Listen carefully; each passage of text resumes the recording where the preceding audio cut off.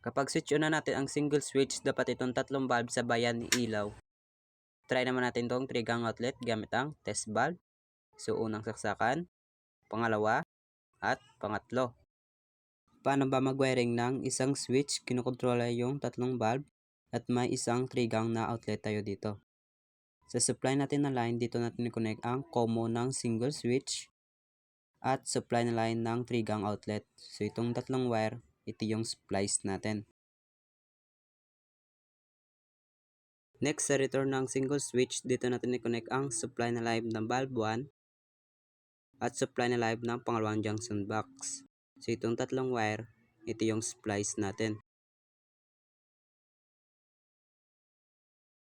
Next, ito na yung supply natin ng neutral. Sa supply ng neutral, dito natin i-connect sa supply neutral ng bulb 1, supply neutral ng pangalawang junction box, at supply neutral ng 3-gang outlet. So itong apat na wire, ito yung splice natin. Next, dito naman tayo sa pangalawang junction box. So ito na yung return ng single switch at supply na neutral. Sa return ng single switch, dito natin i-connect ang supply na live ng bulb 2 at supply na live ng bulb 3. So itong tatlong wire, ito yung splice natin. Next, ito na yung supply natin na neutral. Sa supply niya neutral, dito natin i-connect ang supply neutral ng bulb 2 at supply neutral ng bulb 3. So itong tatlong wire, ito yung splice natin.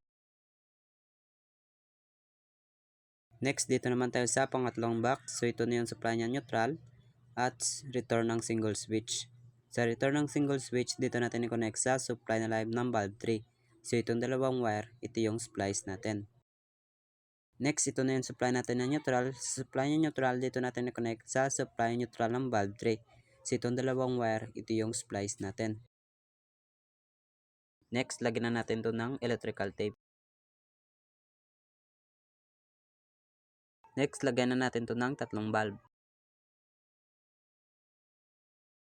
Next, i-on na natin ang circuit breaker. Kapag switch on na natin ang single switch, dapat itong tatlong bulb sabayan ilaw. Try naman natin itong 3-gang outlet gamit ang test bulb. So unang saksakan, pangalawa, at pangatlo. Stop natin yung switch, dapat itong tatlong bulb sabayan mamatay. So like and share guys for more tips. Don't forget to subscribe to my page.